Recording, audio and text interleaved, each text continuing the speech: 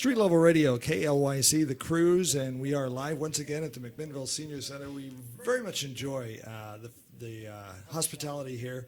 We've had a number of town halls here. We've had town halls here talking about senior issues and other things as well. And we're going to be doing more in the future. In fact, we just talked to Aaron, and they've given us the okay to do that. Now, what KLYC Town Hall is we want to be on the internet with live video, live streaming video, which we are right now, and live on the radio station. We want to have more local news and information. We often say on the street, on the air. And one of our goals for 2018 and beyond is to have more local news on KLYC. We will continue to have the music that you like, the music of the 50s, 60s, and 70s, but we'll also have from time to time interruptions in that for special programs like this, where we talk about issues affecting the local area. Later this month, we'll be having a show about TVF&R, Tualatin Valley Fire and Rescue. They've essentially taken over the Newburgh Fire Department, and we're going to be talking about what happens next. That went up to a vote of the people and the residents of Newburgh, and what was the Newburgh Rural Fire District resoundingly said this is probably the best, most economical way to improve fire protection coverage. Okay, so that's happened, and TVF&R has came in and taken over, but they have been there already for the last year. So what happens next? We'll be talking about that next week. And then later on this month, we're going to be talking about the controversial Riverbend landfill. You've been reading a lot about that in the News Register. We've been talking about it on the air. You've been talking to your friends and neighbors, especially if you live south of McMinnville and you go outside and there's this wonderful smell. So we'll be talking about Riverbend later this month. The Riverbend won't be the topic today. So we have some good folks here with Zero Waste. And first of all, we're going to be introducing them and then talking about zero waste. Now, I was talking to Ramsey McPhillips earlier, and the goal of zero waste is to get to what the name implies, zero waste, where we're recycling everything that we, throw in the garbage. Is that possible? Can we possibly recycle everything we throw in the garbage? That's the first question I'm going to be asking. And then we'll also be talking about the Bag It Better campaign. How's it being received by the public? What do you think about it? And we'll ask a number of things about that. Polystyrene. Now, if you get things in the mail that are packed in the styrofoam, and we all used to have those styrofoam coolers when we go to the beach, polystyrene, styrofoam, is really hard to get rid of. If you go to the recycling center, Recology, they have big signs there saying no styrofoam. So what are you going to do with it? It clogs up the landfills, it clogs up your garbage can. And Ramsey, I guess I got an email from you earlier that we're going to be talking about something with polystyrene. So first of all, let's start here with Ramsey. Ramsey McPhillips, go ahead and hand the microphone over here. And give us your name and your position.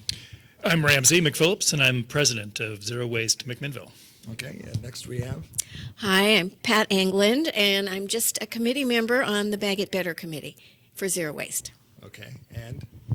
I'm Steve Iverson, and I'm the treasurer of Zero Waste McMinnville. All righty.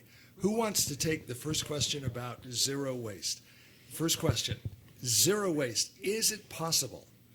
Now, there's also moves that we're going to end homelessness by the year 2025. I've heard that from some elected officials in Oregon. And now we're talking about totally eliminating recycling everything. Is that possible? Well, I think the truthful answer is no. To get to absolute zero the answer would be no. But I just heard about someone who collected their garbage for 4 years and it fit into a jar. A handheld sized jar.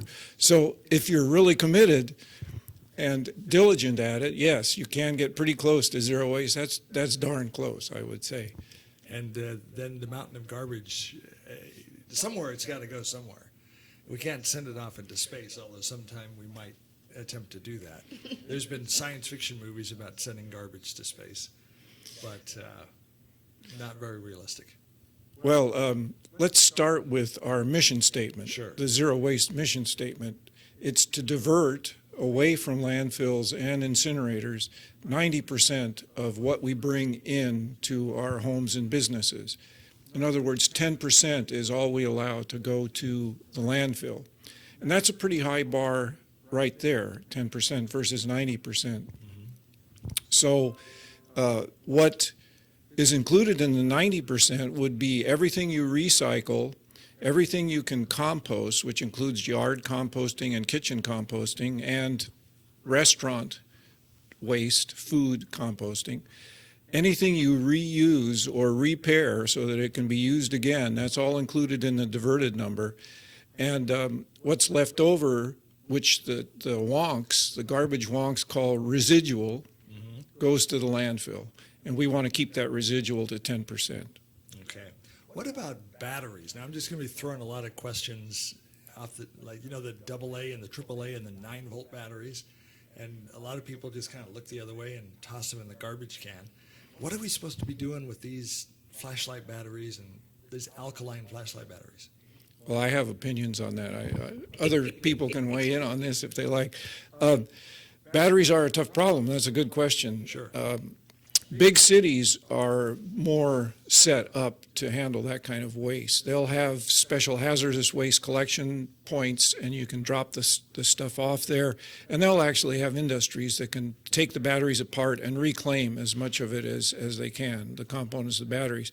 Part of the problem is we're not making materials like batteries in such a way that it makes it easy to recycle them.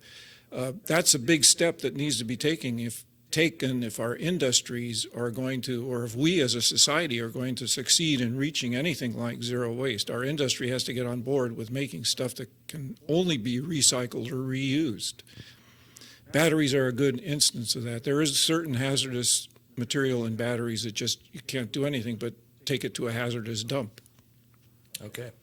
Polystyrene, styrofoam. Who wants to handle the polystyrene? I got a question, or I got an email from Ramsey McPhillips earlier today saying somebody sent you a poster talking about what's happening with polystyrene. And I'm interested in that because at the radio station sometimes we get equipment shipped to us, and we have these big foam rubber things. Foam rubber is another one. And just the styrofoam. And you take it to Recology, and they don't want it. And so you just toss it in the garbage. So what's happening with styrofoam?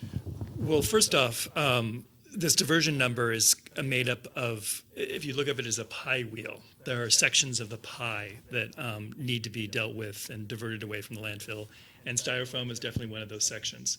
And styrofoam is unique because it's voluminous. It's just big. It's light, but it just takes up an awful lot of room. Also, styrofoam, there are different types of styrofoam.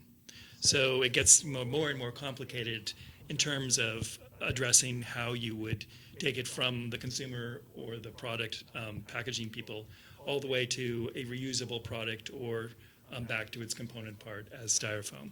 So it's been a complex conundrum for a lot of recycling people. But recently, especially here in Oregon, there is a company called KLYC, which is in Tigard, who originally took on the mission of taking all plastic and boiling it down through a system called pyrolysis, whereby it would be made into a crude oil. And they were quite successful with this, although it was quite toxic, and it was just a pilot project. And actually, Waste Management was one of the companies which put a great deal of seed money into this investment, because plastic generally, including styrofoam, would be dealt with in this manner. Unfortunately, the mechanisms of the system didn't really pan out because two reasons. One, it would get clogged up, and two, the price of crude oil dropped. So their ability to actually make a profit from their feedstock, which was all plastic, really evaporated. But the company still had all the equipment, and they decided not to give up. Waste Management, I understand, sort of moved on, but they decided to concentrate on polystyrene. Now, polystyrene is the styrofoam that we see in packaging, those peanuts and those crazy things you get if you buy an electronic thing. But it also includes many types of the coffee cup lids, or just those firmer plastics that are in our environment and in our life. So KLYC has dedicated itself to just using that type of styrofoam, polystyrene, and putting it through similar works of this pyrolysis system in Tigard. And then their end product is going to be oil, same Oil. thing, right, oil, Or the raw precursor, polystyrene precursor, which can be used to make. Polystyrene. Right. So it's a loop. So we're really excited about that because that is not happening elsewhere really in the country, per se. It's happening here in Oregon. We have a great relationship with KLYC because of our organization, Zero Waste McMinnville.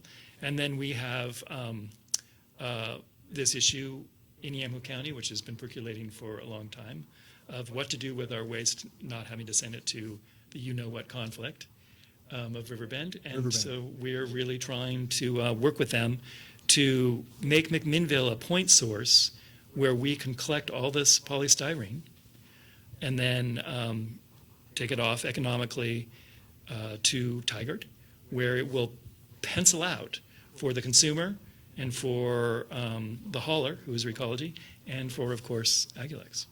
And wouldn't it be neat to melt it down and just have a continuous loop? Melt it down and make more polystyrene and use it, melt it down and make more polystyrene. And the gift that keeps on giving, so to speak. Right. Well, part of the philosophy of zero waste is that you don't want to have to mine resources over and over and over again to make something you throw away.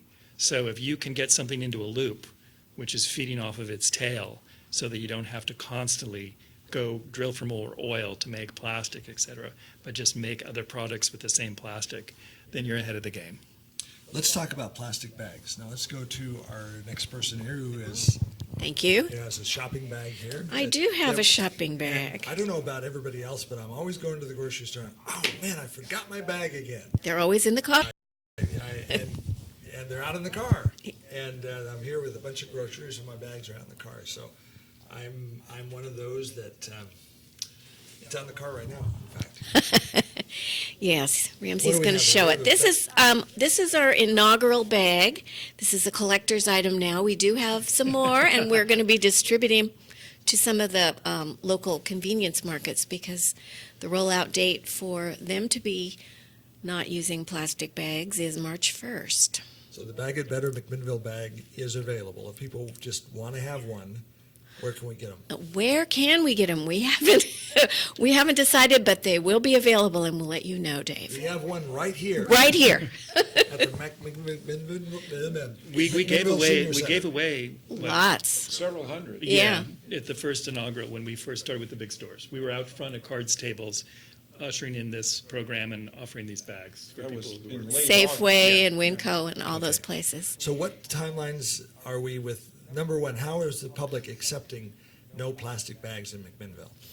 Well, it depends on who you ask and when you ask them. At the end of a bad day, nobody likes it. But, most of the people have been very accepting. When I walk in the markets, I see people with their bags with them.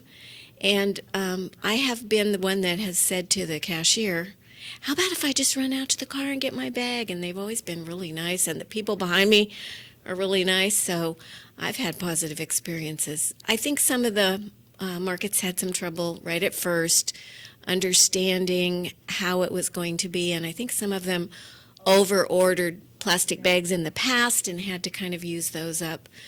But right now, it seems to be going pretty good. Do you have anything to add, Steve? You're on this committee. No, well, that was a good answer.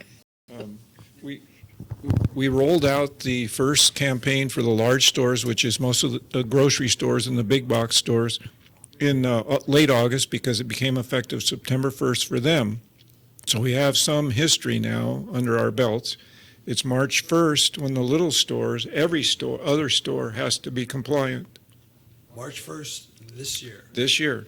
All the little stores, the mom and pops and so on and so forth, cannot be doing plastic bags. Now, there are some exceptions.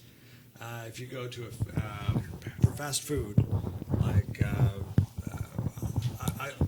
going to do a free commercial here at Panda Express because I like that. So in the soy sauce and you put your nice Chinese food in a plastic bag, which is good because that way it doesn't dribble all over the car seat. So there's some things that plastic bags are really good for.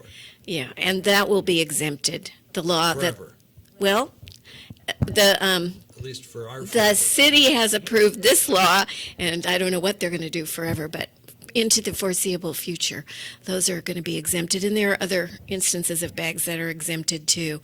Such as? Well, the little pharmacy bags with your pills in them, those kind of things, they'll be able to use plastic. And all the takeout places. Oh, the produce bags, yeah. So produce, prescriptions, and Takeout. takeout. will be And any plastic. kind of restaurant, well, that's takeout too, I suppose. But Sure. suppose you had a doggy bag from a restaurant. Right. That would be okay. Okay. And I don't know about, I'm sure we all have this drawer in the kitchen, and we shove it full of plastic bags. And whenever you need something, it always seems like the plastic bag is I use it to wrap up food I don't eat and use it and stick it in the fridge. So I have lots of uses for plastic bags. And so I started hoarding plastic bags when I knew the ban was coming up. Some because people someday did. I'm going to run out of plastic bags. And I don't know where I'll put my bologna, but I guess I'll have to go buy more plastic bags. Yeah, you'll think of something. Okay. There are many of the stores have giant bins out front where people can recycle their excess plastic bags. They bring them back to the store, and the stores are free. Or you're welcome to go to these stores and just grab handfuls of them. So when you run out of used plastic bags, seems to be an endless resource in front of, for instance, Winco or I believe Safeway, et So cetera. I have a source now. Grocery Yes. outlet has a big bin. Exactly. So you're not fully out. And anecdotally, your life is still going to include plastic bags in many different circumstances. So just because you're not getting them from the grocery store that you used to, doesn't mean that they aren't going to show up in your life in other instances that are just exempt, as we've mentioned in this ordinance. Okay, if you have a question or comment, you can text us. We're not set up to take phone calls. In the future town halls, we will have the phone line on, and we'll be taking calls live on the air. We will have an 8-second delay. We don't have that with us tonight, which is why we're not going to go live with the phone calls. But you can text us. You can text us at the station number 503-472-1260, 503-472-1260, and hey, we're interested in your comments and any questions you have. So March 1st is the deadline for all the shops All the shops in McMinnville, to have no plastic bags. no plastic bags. And And maybe this would be a good time to clear up some of the issues that came forward when we rolled it out initially. go ahead. Well, first of all, just because there's no plastic bags, there's not no bags. There's always the freedom to buy a paper bag, and those, for the most part, are being sold for a nickel a piece. So there's that. And there's also the idea that what is this nickel going to? Where is this nickel going? And some confusion happened early on with people thinking that the city government was getting that money back and they were going to use it for It's something. a tax. Yes, we heard that, didn't we? It's a tax. It's not a tax. It's just a reimbursement for the stores. So they're not out money on this campaign. We want them to be on our side. We want them to embrace the idea of not using the plastic. So we want to make sure that they're not losing money. Okay. So March 1st, the deadline. Yes. We have What do some we have little here? brochures. Okay. These, I'm calling them brochures. They're Spanish on one side, English on the other, explaining the ordinance and how it's going to work. And we're going to be handing these out to the different small stores, the convenience stores, your Plaid Pantry and your Circle K Sure. and those places. And so that the people there can hand them to their customers in advance, and people are not going to be slapped on the side of the cheek or something. And, oh my goodness, it's today. Now, what punitive action is there for stores that don't comply? Ooh, I'm going to give this to someone that knows more about the punitive. I'm not big I on think I that. already know the answer to that, but I'm going to ask you the question. You want me to do that? Go for it. Okay. Who's going to be the plastic bag police? Please. The city. Okay. It's in the ordinance, and so for but it's it's word of mouth reporting kind of. It has to be, someone has to notice that there are violations, call the city and complain. And then the city has an enforcement process, which is listed in the ordinance, which, by the way, is on the city website. You can read the ordinance. Okay. So the first offense, I think, is $250. Is that what it is? Well, the first offense, you're asked to fix it. You're not immediately just fined money. Right. Once it's noted, the store may not know, or maybe a new manager or something. There just may be some confusion. So the city will simply just ask the merchant to comply. And so it's a stepped process. Second offense is more, the fine is higher, something like $500, and then for a third offense, it goes up to $1,000, and I think it stops there. I don't think they can be cited more than 3 times in 1 year, but then it resets. Okay. So anybody, the shop owners, if you have any questions or comments, text us 503-472-1260. I'd like to include you in the town hall discussion about Bag It Better, about zero waste, and the things that are up to. Now let's get back to the nickel. Where's my nickel going? Goes back to the store. So if you shopped at Roth's, IGA, I guess it's still IGA. Anyway, they would have those nickels back, and they would then invest them in more paper bags, because they will have to eventually give you a paper bag if you haven't got anything else. Okay. Yeah. So what's next for, getting back to the styrofoam. Foam rubber and styrofoam, same thing? No. No, different? So, like I said, styrofoam has many different variations, and foam rubber, I think, is more rubber. And so that's a more, yeah, right. So can we recycle foam rubber? At this point, I don't know of any way. Mattresses seem to be something that people are all of a sudden really concerned about, and there are outlets for mattress recycling and reconstruction. Mattresses are the worst enemy of a landfill, because when you think about it, it's out there and these giant cats go across it. They have all those springs and they get caught in the mechanism, and then someone has to get off the machine and go and untangle these wires. The most problematic thing that can happen in landfills for someone to get off of their machine and into all that waste. That's where accidents happen. So landfills are very aware and trying very hard to keep mattresses out of the landfill. So there are now processes to recycle and recondition them. And they're actually oftentimes done through nonprofit organizations such as St. Vincent de Paul, because when you think about it, a lot of people give those kind of things to those agencies as a donation, and what are they going to do with them? Oftentimes they're so far gone that they can't reuse them, but if they have an outlet where they're dropped off at St. Vincent de Paul, and then St. Vincent de Paul moves them on to someone who can recondition them, and then sometimes they come back, reconditioned, and then they can resell them. So those things that you see at Goodwill that are all nicely wrapped and everything, those are oftentimes recycled mattresses, which are completely sanitary, brand new to the public, per se, but were once components of an old mattress. Okay. Back to styrofoam. Where can we take styrofoam now? So we're in the Zero Waste McMinnville just had its strategic planning meeting, and top of that list was for 2018 to figure out that exact question. We have committees within our organization that work very hard, and I have to say the Styrofoam Committee has really been on the ball, driven by Steve and by Anna Lee. And so we've had lots of discussions with all of the stakeholders that will make that happen.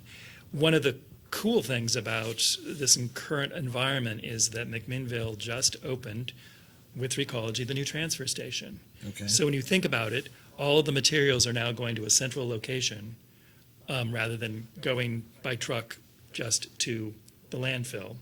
And that gives an opportunity for all of these materials, batteries, styrofoam, mattresses, to have a collection point. So this year and in the coming years, that's what we're hoping to work out with the city and Recology, to really have it be a place where all those things come and then get recycled or reused or repurposed or fixed. Somebody has to, that's a dirty job. It might, dirty job, Mike Rowe.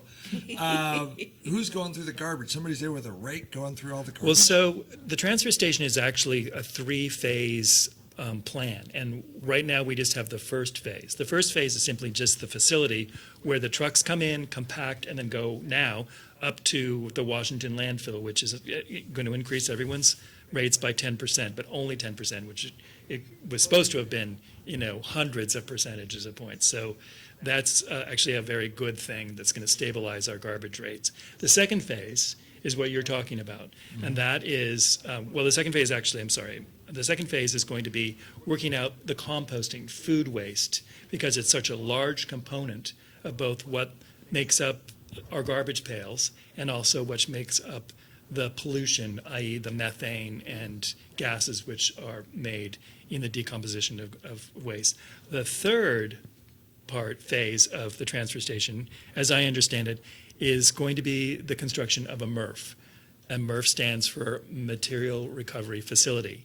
And that is where there'll be a long conveyor belt with magnets and blowers and perhaps some people who traditionally wouldn't be able to get jobs elsewhere, but are under the direction of the facility and some folks who will sort all of this garbage, making sure that milk jugs are taken out and that things are just properly sorted and put into their place as a resource collection. So it's an ongoing planned system that we're really excited about that not every city has.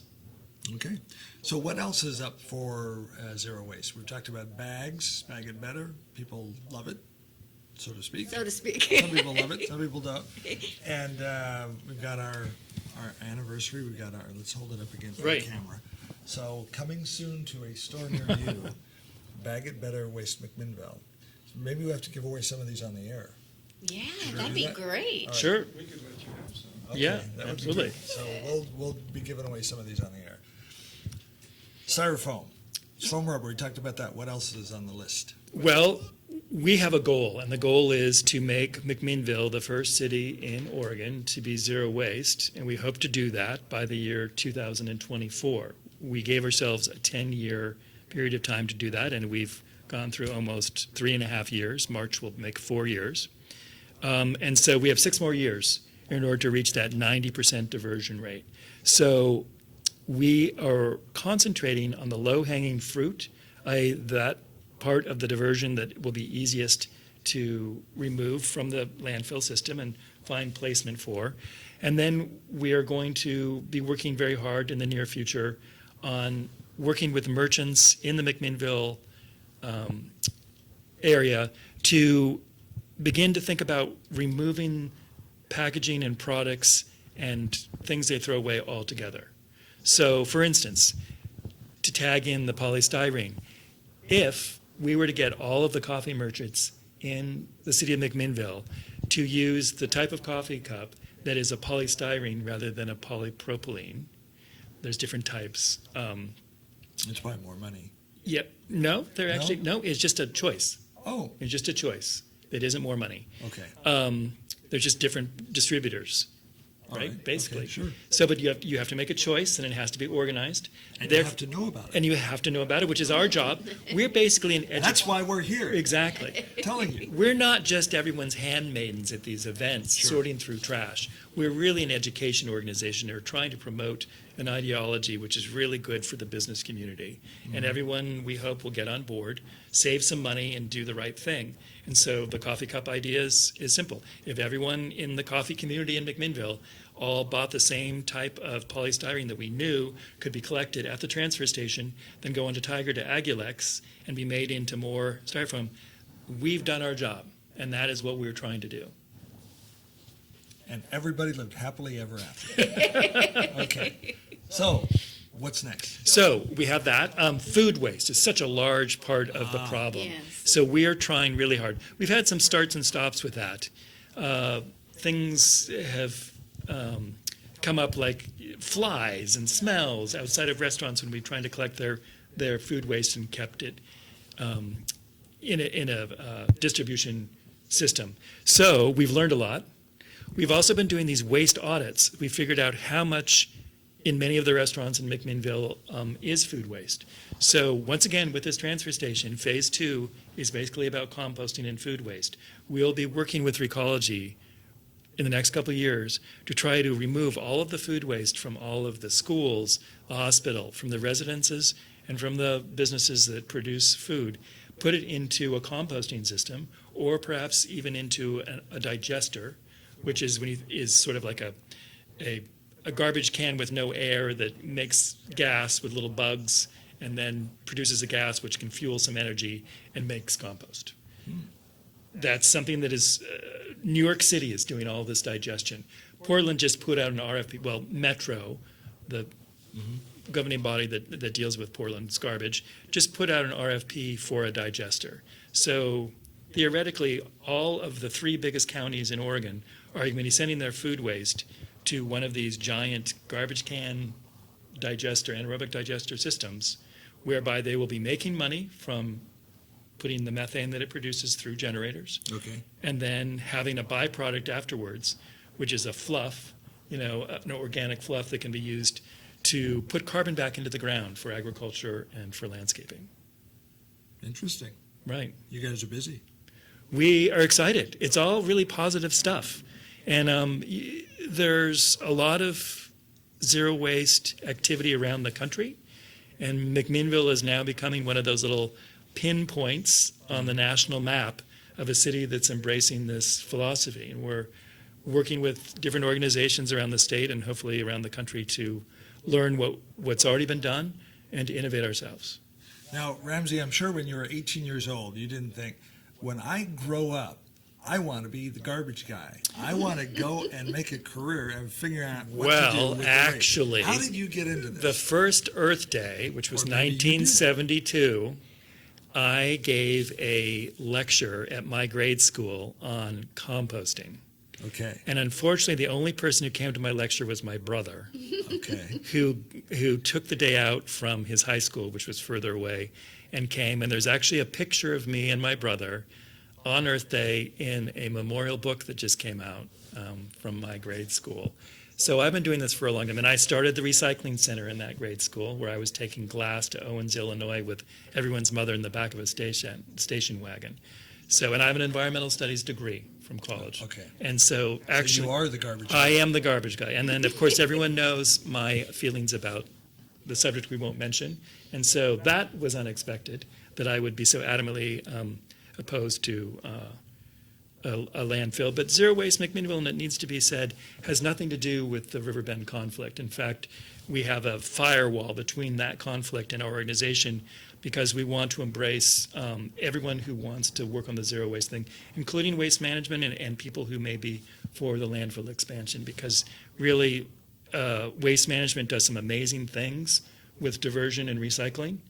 And we embrace anything that they do or anything that they might want to contribute towards our goal. All righty. So we're not set up to take calls right now, but you can text us. Oh, here we go. And let's see what we have. Both paper and plastic bags were always provided at no cost to the customer. Why is it suddenly necessary to reimburse the retailer 5 cents for paper bags simply because plastic bags are banned?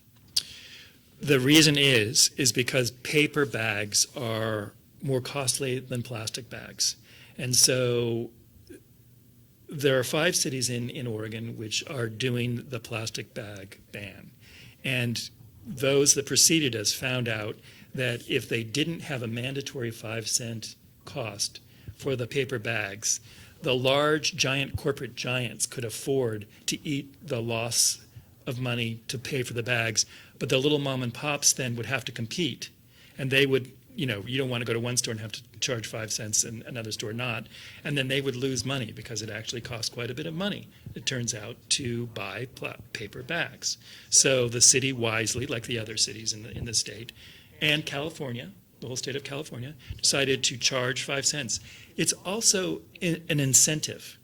When you go to the store and all of a sudden you forgot your bag, and all of a sudden you're having a big shopping day, and you have 7 nickel paper bags you have to pay, and you get a little irritated, and you think it's an extra cost, well, hopefully next time you will bring cloth bags. We don't want to be cutting down extra trees for paper bags, although Oregon, that's a really great thing, actually. Because it's business. Okay. Right, Sure. we're in the tree business. This is a sell tree trees. state, exactly, Yes. and make paper bags. So it incentivized people to remember to bring their cloth bags, which is really what our goal is. We're not here to irritate people or to, make people be charged 5 cents or to change them. we're just trying to educate people that the best way for the environment and for this goal of zero waste is to bring your own cloth bag and fill it up and have just a bundle of them in your car and get in the habit of using them. Okay, so questions, comments, you can text 503-472-1260, 503-472-1260. We'll have the video up and you can watch this again, listen to it again, listen to all the comments and some of the reasons why. If you have a question or comment, we'd like you to be part of the discussion. In future town halls, we will have, I don't know how soon we will do this, but we will be able to take your calls. And we'll also probably have an audience, studio audience at some point in some of the shows, depending on what we're doing. Again, a note coming up, I might, while we're answering the next question, I might reach over here at my calendar. But the next one, we're going to be on Newburgh talking about Tualatin Valley Fire and Rescue, and they've taken over Newburgh Fire. What happens next? It was a very resounding supportive vote by the citizens of Newburgh and the Newburgh Rural Fire District to have TVF&R come in. We'll have the TVF&R chief, and I believe we'll also have Les Holloran, who was the Newburgh Fire Chief, talking on the show. So that's the next show. After that show, towards the tail end of this month, we are going to be talking about Riverbend Landfill. And we're going to do our part to see if we can get somebody from Riverbend, from the landfill, to be involved in the conversation. What we want to do, our policy here at the radio station, is to present both sides of the issue. What we should do as the media is we should just present you the facts and you make up your mind. Okay? That's what we want to do here. So if you have any questions, tonight it's about zero waste. It's about Bag It Better. It's about styrofoam. It's about nickel bags, whatever. Text 503-472-1260, 503-472-1260.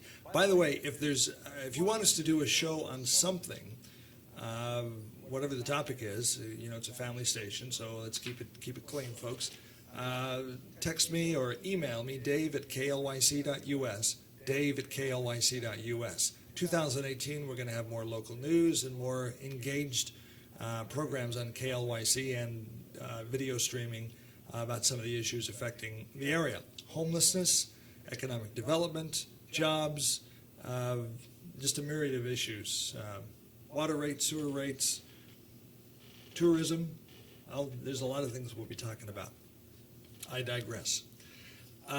Is there anything that we need to talk about? Yeah, well, Steve is our champion for the events. As many of the members of the community have probably seen us in our green vests. Sure. At Turkey Rama, Alien Days, at the Farmers Market, 4th of July, the IPNCA. Steve probably would like to talk about how he would like to encourage people to volunteer and contribute to the community by helping us with those events. The events have always been our primary means of outreach and education to the community at large, and we continue to do it for that reason, even though it's a lot of work for the organization. And as you've seen, we're involved in a lot of other things, and we'd like to spend more time on other things, but we still do the events because they're very important for public recognition of our mission and what we're doing. So, yes, anyone who wants to participate, please get in touch with Zero Waste. You can probably, there's probably an info at on our website, zerowastemcminnville.org. Right, there's nothing better than bringing the family out in the summer to stand in the community and visit with all of your friends and associates and do the right thing. It's sort of your moment helping the environment. And we have whole pods of kids who come, families who come, individuals who normally don't get out. It's a really, really, really fun thing to do. And usually we treat our volunteers really well. We have hundreds of them. It's usually just a 3-hour stint. And I don't know, it's just a good time had by all. So we've done events now for 3 years, 2015, 16, and 17, and we intend to continue. And you've probably seen us out there at the UFO and Turkey Rama and what other events? The farmers markets, that's another big one. We're there at all 20-something farmers markets every year. So that's the kind of volunteer effort we need, is for people to come and staff our recycling booths at these events and then help to educate the public on what we're doing. I also want to make a plug for our own event, our Compost Palooza event, which we started in 2015. And it's everything compost. We have education on composting, how to do it at home, what kind of equipment to buy, how it's done on a small scale up to a large scale. And you can buy plants, plant starts at these, and you can get free food by coming to this event. We've had it in June every year, and we'll have it in June in the future. So at the community garden here in McMinnville. So look for the posters advertising that event and come join us. There's a big petting zoo, and you can walk away with a 5-gallon container of well-aged McMinnville, McPhillips Farm animal waste to put in your garden at the start of the season. So Wasn't there a prize too? Didn't yes, we we have have a raffle? raffles. We have Yeah. raffles, and it's everything celebrating compost. Compost is such a big component of what we're trying to educate and do, because as we mentioned before, it's such a large slice of the pie. Every time there was something you said, we're going to digress here and talk a little bit about Riverbend. You were at the at the McMinnville City Council meeting the other night, and you said something that kind of struck me as a little bit funny.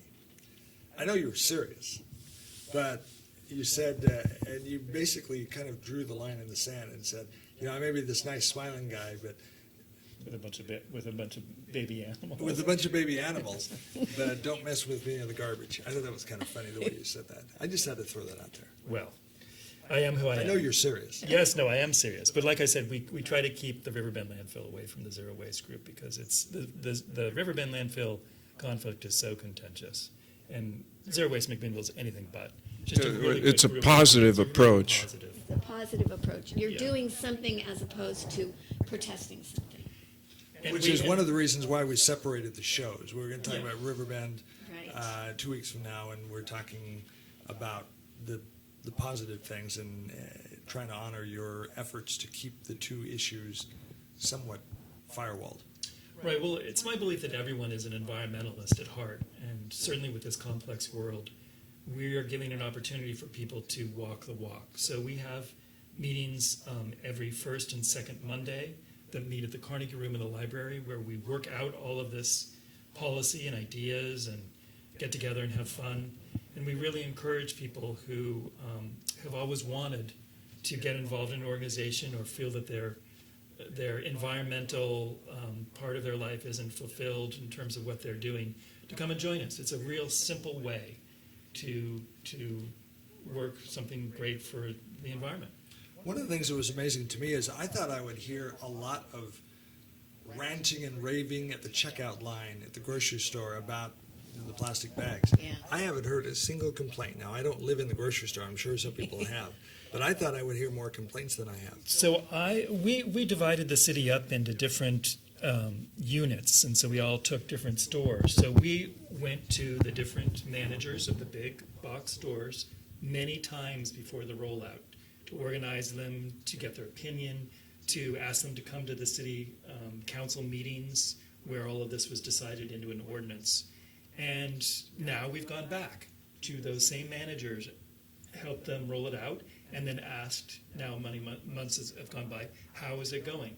And by and large, they all were on board to begin with. They thought it was a good thing for the city to do. There were some complications when it first rolled out, which seemed to be normal. You can't make that big of a different, change in procedure and not have some confusion. Mainly that this 5 cent was going to be a tax that the city was going to engulf and take back and do something crazy with. That's not the case. Or that,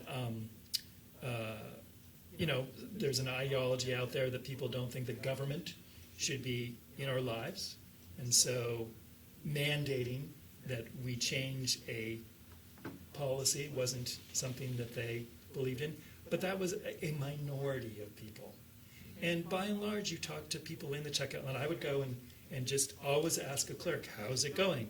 At first, they're like, oh, it's a little rough. People were surprised. They forgot their bags. They don't understand. Now you ask that question, their coach's like, piece of cake. Everyone's pretty used to it. It's fine. People are remembering their bags. It's not a big deal. It's happened. The transition, has it gone easier than you thought? I think it's about what we thought it was going to be because we did our homework. We really went to different merchants in different cities that have already done this and asked them what to expect. And pretty much everything that was predicted has happened. And all the way through to what I just mentioned. Now it's not a big deal. The one thing that the merchants are saying is that this isn't universal in the state. So McMinnville is a big tourist destination, and a lot of people come to buy things, and they're not prepared because they don't know we have this ban. So that is one thing that we didn't really think about. And those are if they do get complaints, it's usually people who are like, huh? What? You don't have plastic bags? But then they get one of these flyers from the merchant, which are at all the cash registers, describing so that the clerk itself isn't having to be the, police, or they can just sort of, I'm sorry, but this is the way we do it here in McMinnville. And the reason we do that is because we're concerned about litter, we're concerned about it going into the waterways, we're considered about, just being a good manager of our resources. Okay, so we're getting towards the tail end of the show. Is there anything that we need to discuss that we need to talk about that we haven't mentioned yet? Just urge people to come to those meetings to get involved. Even if you just do one volunteer stint during the course of the year for Zero Waste McMinnville, you've done something great for the environment. Don't forget to come to Compost Palooza, which is a heck of a lot of fun. And if you're really into, if you're at home and bored because it's raining all the time and you've always been obsessed with making sure that those horrible coffee lids don't end up going to landfill and you want to sit on the computer for 20 hours and research what other cities and communities and industry are doing, we would embrace that. If you have a pet peeve about recycling or resources, if you like to build things and would like to design some sort of repair shop, that's something that other cities are doing that are really cool. So the people think people have something broken, they just don't throw it away at the landfill. They bring it to something similar to the Renews It store, the Habitat for Humanity, where things are resold or repurposed. So there's so many things that you can use Zero Waste McMinnville as an outlet for that part of your being that includes the environment. I have one more thing to say. Thank you. We have one of our members that's doing a blog, and she does a fabulous job and has little hints like, here's something you might not have thought of. In your kitchen, you could do this. Or here's something you might not have thought of. Right before I go out to the garden, I do this. And it just kind of helpful hints that you can do from the privacy of your own home. You can read the blog, and you can start working on zero waste strategies before you even come to the meeting. All right. And then don't forget to hold the bag up here. Yeah, there we go. So we'll be giving away some of these. Do we have some bags tonight? Can you give me some bags tonight? No.